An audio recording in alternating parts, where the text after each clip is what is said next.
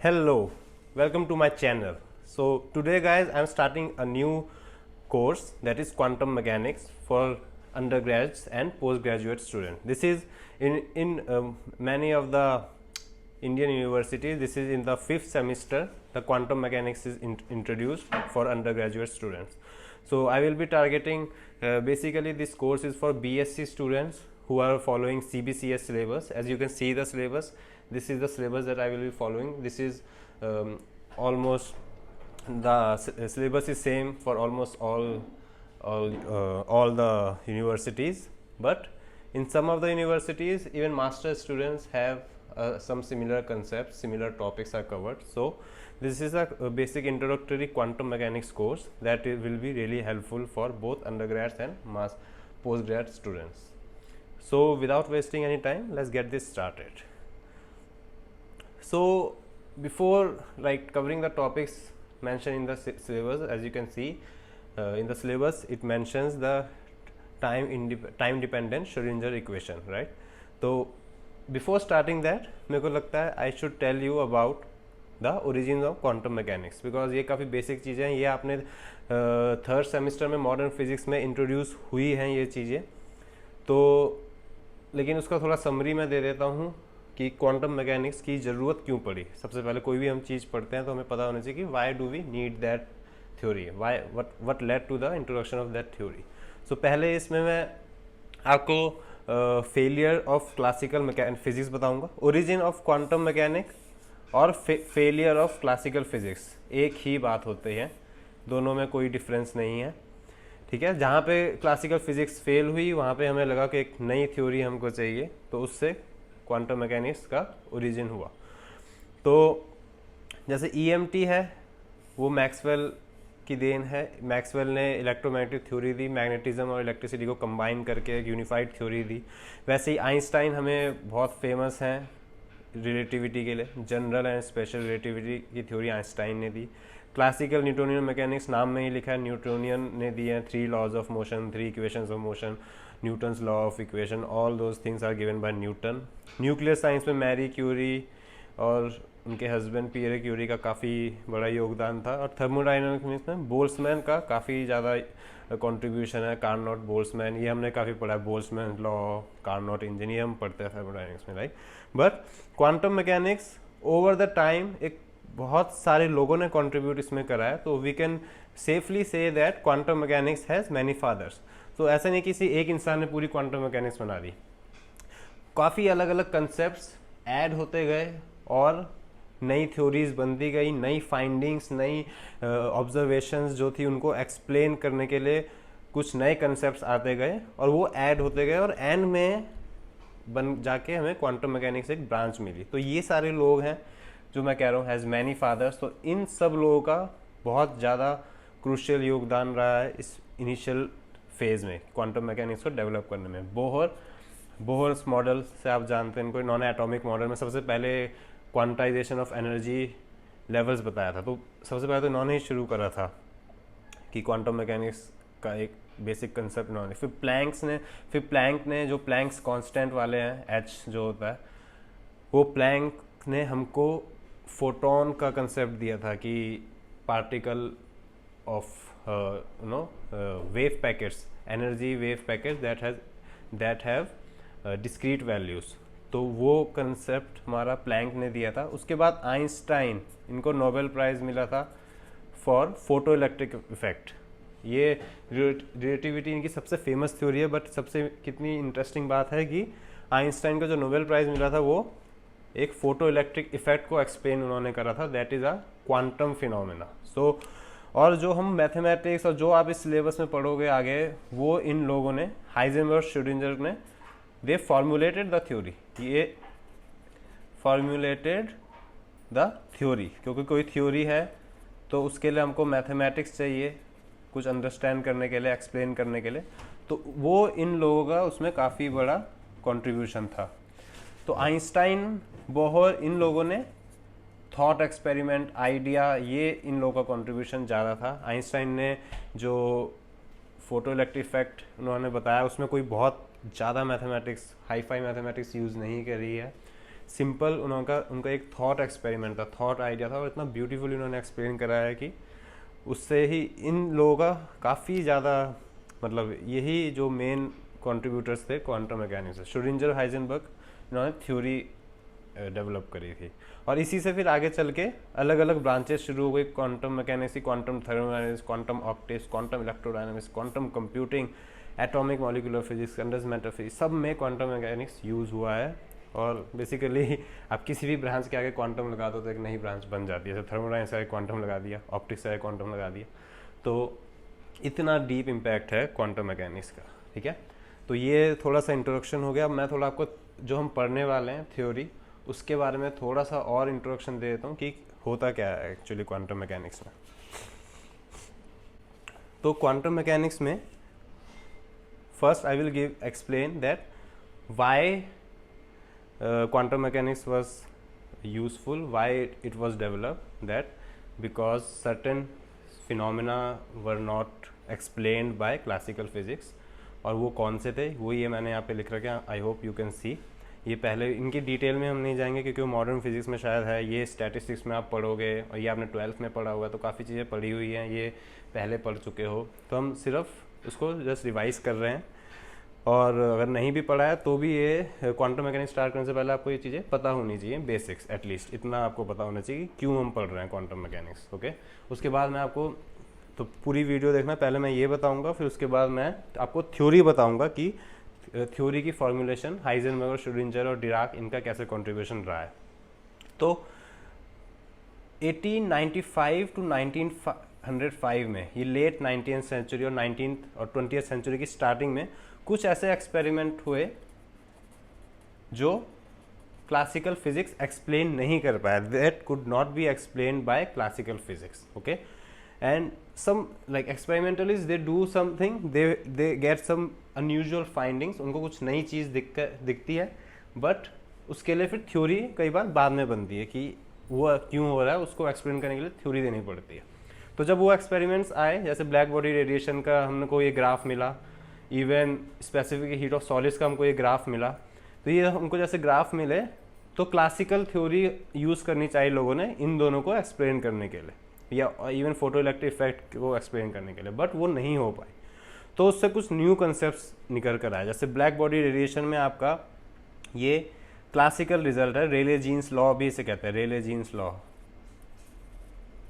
रेले jeans law. ठीक है, इसमें क्या कहता है, ये एनर्जी डेंसिटी का ये फॉर्मूला होता है between d nu, the energy density, energy पर unit volume in small energy between nu and nu plus d nu, nu and sorry mu and mu plus d nu, इन दोनों के बीच में डी न्यू में जो एनर्जी डेंसिटी होगी, this was the classical formula for black body radiation. ठीक है, कि energy energy density versus frequency का आप ग्राफ बनाओ तो you should follow this law classically. लेकिन हमने देखा कि this was valid only for low temperature, okay, very low temperature, यहाँ तक ही ये वैलिड रही लॉ इतनी, उसके आगे का phenomena for higher temperature it could not be explain. तो इसमें थोड़ी करेक्शंस करी प्लैंक्स ने, वही प्लैंक्स कांस्टेंट वाले, प्लैंक ने क्वांटम फिनोमेना वही यूज़ करा इसमें। उन्होंने बताया कि instead of taking radiation as a classical radiation they consider quantum wave packets of radiation and quantum oscillators को कंसिडर करा इंस्टेड ऑफ क्लासिकल ऑसिलेटर। तो इसलिए हायर टेम्परेचर पे ये कर्व इस वाली इक्वेशन से एक्सप्लेन हो गई, ये इक्वेशन इसमें मॉडिफाई हुई और ये पूरा ग्राफ आपका एक्सप्लेन हो गया। अर्लियर इतना एक्सप्लेन हो रहा था। उसके बाद हम आते हैं फोटो इलेक्ट्रिक इफेक्ट पे। फोटो इलेक्ट्रिक इफेक्ट हमने क्लास 12th में पढ़ा है, बीएससी में पढ़ा है कि intensity is proportional to E naught square of a radiation. ठीक है, E naught means amplitude, this is amplitude. तो क्लासिकली अगर इंटेंसिटी बढ़ रही है तो kinetic energy of the electron should increase, मतलब हम जितनी ब्राइट लाइट यूज़ करेंगे फोटो इलेक्ट्रिक करंट हमें उतना ज़्यादा, उतना उसकी energy of the photons should be more, right. But in the real photo electric effect experiment this was not observe. Instead, Einstein suggested that again, instead of using this, we consider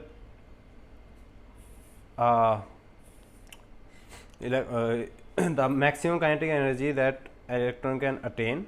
It should depend upon the frequency instead of intensity. So frequency पे depend कर रहा वो, इसलिए तो maximum kinetic energy of photo electrons is dependent on frequency, not on intensity. जैसे frequency बढ़ेगी तो kinetic energy बढ़ेगी, but क्लासिकली ऐसा होना चाहिए कि जो इंटेंसिटी है that should be proportional to amplitude square. The amplitude means more energy, higher amplitude means higher energy, right. पर ऐसा नहीं हो रहा था यहाँ पे भी, तो आपका यहाँ पे भी क्लासिकल थ्योरी फेल हुई इस फिनोमेना को एक्सप्लेन करने की. ऐसा क्यों नहीं हो रहा है कि इंटेंसिटी से energy of the photo electrons क्यों नहीं चेंज हो रही है. Similarly specific heat of solids में हमने ये इक्विपार्टीशन लॉ पढ़ा है, क्लास 11th में भी ये करा है हमने कि C V is d U by d T. तो ये कांस्टेंट आता है 3R for 3 dimension. Okay, for 3 dimension oscillator, अगर एटम को हम 3 डायमेंशन ऑसिलेटर कंसिडर करें, ठीक है, तो इसका मतलब है सी वी शुड बी कांस्टेंट. ये एक आपको ऐसी लाइन मिलनी चाहिए, straight line, right, with temperature. But in real experiment what happened, we used to get a graph of this form. Okay, Einstein और डिबाई के दोनों के थोड़ा सा डिफरेंस था ग्राफ में, बट बेसिक फॉर्म ऐसा ही था कि एट हायर टेम्परेचर तो ये आपको you are getting this. Similarly here it was for low temperature classical law was follow, but here for higher temperature, for very high temperature classical law is followed that it is constant, but for low temperature it is varying. So Debye और Einstein ने इस law को modify कराई, जो atom को उन्होंने classical oscillator की जगह एक हार्मोनिक क्वांटम ऑसिलेटर को कंसीडर करा, जिसमें सिर्फ क्वांटाइज एनर्जी लेवल उसके हो सकते थे. और आइंस्टाइन और डिबाई में क्या चेंज था ये आप स्टैटिस्टिक्स में पढ़ोगे कि आइंस्टाइन ने जो है इंडिपेंडेंट ऑसिलेटर्स लिए थे, बट डिबाई ने कहा कि जो ऑसिलेटर्स हैं, एटम्स हैं, वो एक दूसरे के साथ इंटरेक्ट भी करेंगे, तो इसलिए इंटरेक्शन को भी आपको कंसीडर करना पड़ेगा in a solid. Okay, because solids are tightly bound interacting atoms, so they are not non interacting. Einstein ने नॉन इंटरेक्टिंग करा था, बट उन दोनों का मेन जो करेक्शन थी वही थी कि again quantum oscillator, quantize energy level, quantum instead of classical oscillator they consider quantum oscillator. तो उससे हमको ये जो ग्राफ था वो फिर एक्सप्लेन हो गया. That was not possible with the classical theory. R is Rydberg's constant, है ना. And similarly Compton effect, scattering of X-rays by loosely bound electron in an atom. This is what Compton effect is. I hope third semester में modern physics में आपने ये पढ़ा हुआ है. तो जो ये स्कैटर जो आपका वेवलेंथ स्कैटर हो रहा था वो इंसिडेंट वेवलेंथ से भी ज़्यादा है, कि कोई फोटोन आया, उसने इलेक्ट्रॉन से स्ट्राइक करा, इलेक्ट्रॉन की वजह से वो स्कैटर हुआ, मतलब डायरेक्शन चेंज हुई, तो उसकी वेवलेंथ में चेंज आया, शिफ्ट आया, और वो बढ़ गई वेवलेंथ. तो वो जो शिफ्ट है, wavelength shift, that is called Compton shift, that is lambda c 1 minus cos theta. तो ये भी फिनोमेना है, इसकी डिटेल में नहीं जा सकते अभी हम, जरूरी भी नहीं है क्वांटम मैकेनिक्स के लिए, बट ये हमें पता होना चाहिए कि कॉम्पटन इफेक्ट, ये जो शिफ्ट है Compton shift, also could not be explained by classical method. Again when we will discuss this course, that modern physics जो मैं डिस्कस करूँगा नेक्स्ट सेमेस्टर में, तो उसमें ये काम आएगा. बट अभी आपको इतना काफ़ी है जानना कि ये भी नहीं हो पाया था. So these are the basic phenomenas that could not be explain using classical physics. तो ये सब हमारे माइक्रोस्कोपिक डोमेन में आते हैं. तो क्लासिकल फिजिक्स हमारी दो जगह फेल हुई. एक तो माइक्रोस्कोपिक डोमेन में एटॉमिक एंड मॉलिक्यूलर स्पेक्ट्रा, जो बोर ने बताया, जो हाइड्रोजन स्पेक्ट्रा आप देखते हो, फाइन लाइन स्ट्रक्चर आप देखते हो, तो वो सारे स्ट्रक्चर भी हमारे क्वांटम मैकेनिक्स से ही एक्सप्लेन हो पाए. क्लासिकल फिजिक्स का उसमें कोई रोल नहीं था. उसके बाद एक जगह और क्लासिकल फिजिक्स फेल हुई, जहाँ पे क्वांटम नहीं बट रिलेटिविस्टिक डोमेन है वो, that is at high speed. Relativistic means just speed of object is equivalent very close to speed of light. Okay, this is speed of light. When we approach speed of light, तो Newtonian mechanics fails there as well, जो आपने classical mechanics में first semester में शायद पढ़ा है, जैसे time dilation हो जाता है और लेंथ कॉन्ट्रैक्शन, ये सारे कंसेप्ट जो क्लासिकली एक्सप्लेन नहीं है, बट आइंस्टाइन ने relativistic theory of relativity, special relativity को यूज़ करके ये एक्सप्लेन करे। तो क्लासिकल फिजिक्स रिलेटिविस्टिक डोमेन में और माइक्रोस्कोपिक डोमेन दोनों में फेल हुई है। तो समरी क्या है? समरी ये है कि quantum mechanics describes the dynamics of matter at microscopic level, right. So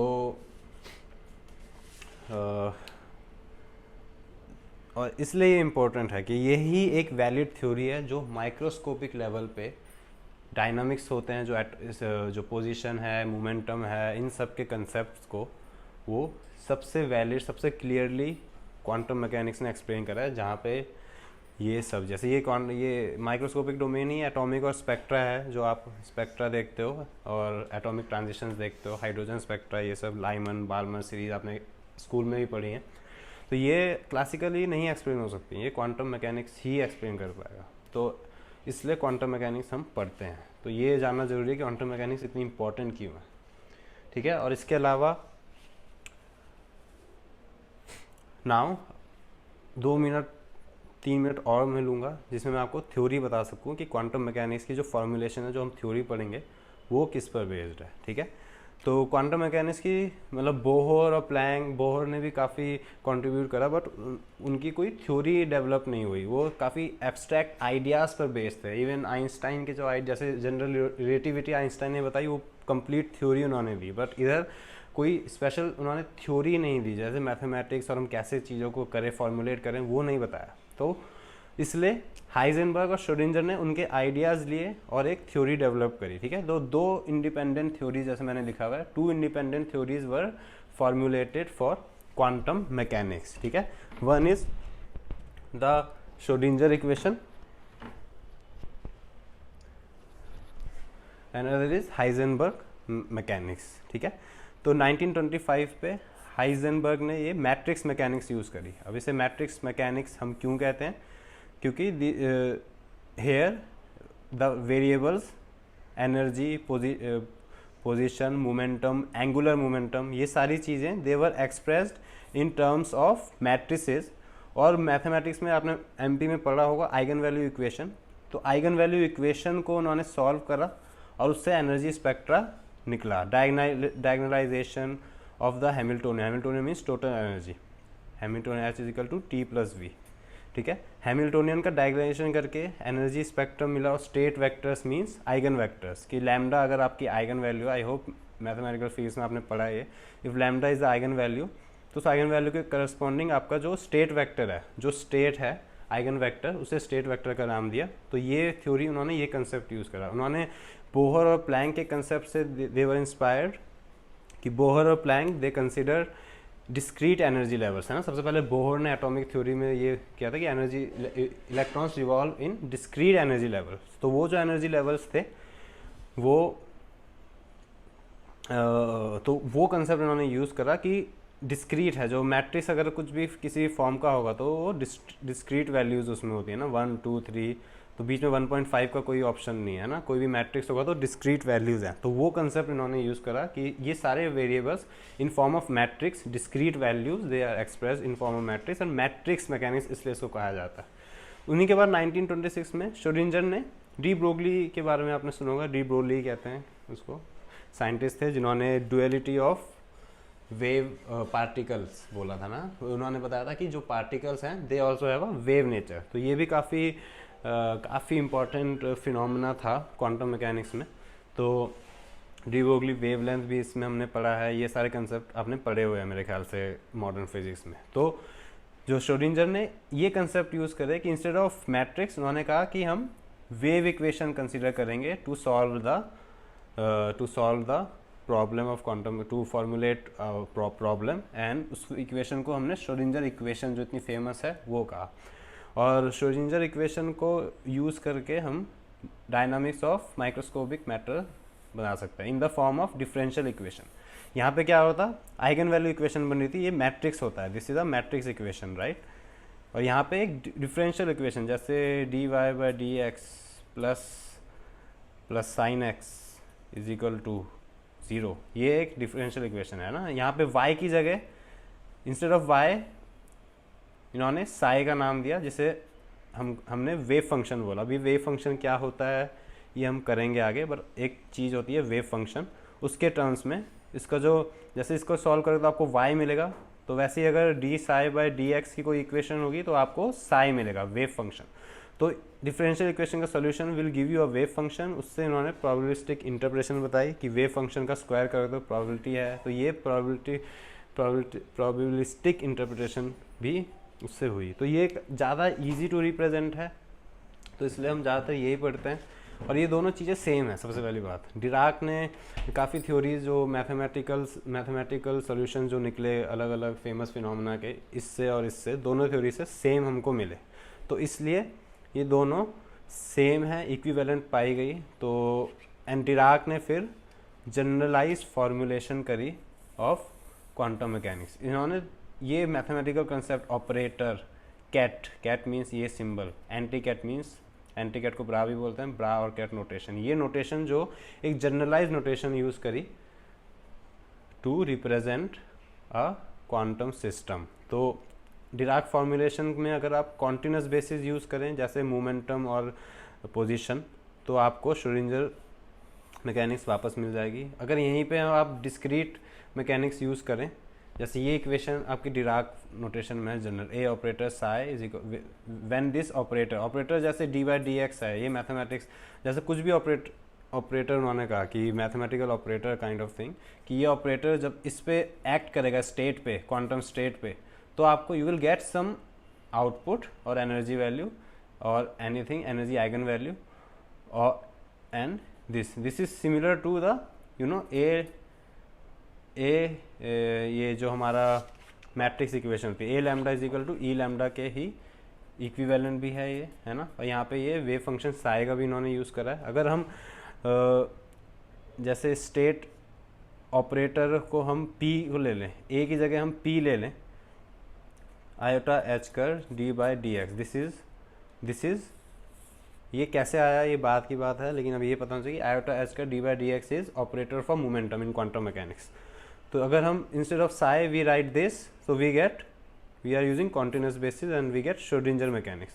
But instead of A, if we represent A in form of matrix that is discrete basis, तो हमको हाइजेनबर्ग मैकेनिक्स मिल जाएगा। तो simplify कर दिया उन्होंने एक formulation. इससे हम डिराक ने रिलेटिविटी के कंसेप्ट भी क्वांटम मैकेनिक्स में ज्वाइन करे और उससे भी काफ़ी चीज़ें निकल के आई जो आप पोस्ट ग्रेजुएशन में ज़्यादातर पढ़ते हैं, रिलेटिविस्टिक क्वांटम मैकेनिक्स उसको बोलते हैं। बट तो ये हमारा फॉर्मूलेशन था एक तरह से थ्योरी का। सो आई थिंक थ्योरी समझना भी इम्पॉर्टेंट है कि क्या हो रहा है, कैसे हो रहा है। आई होप थोड़ा बहुत आइडिया हुआ होगा, अभी काफ़ी मुश्किल है ये लग रहा होगा, बट इतना मुश्किल है नहीं। बट ये हमें चीज़ें पता होनी चाहिए। कॉन्टिन्यूस बेसिस जैसे मोमेंटम ऑपरेटर हमने यूज़ कर दिया तो ये श्रोडिंगर मैकेनिक्स बन गया। अगर instead of these things we use matrices that is discrete basis, we get Heisenberg mechanics.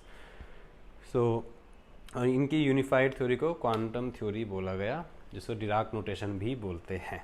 Okay, so I hope समझ में आया हो। अगर समझ में आया तो लाइक करो, सब्सक्राइब करो, and see you in the next lecture where I will introduce the time dependent Schrodinger equation. So bye, thank you very much.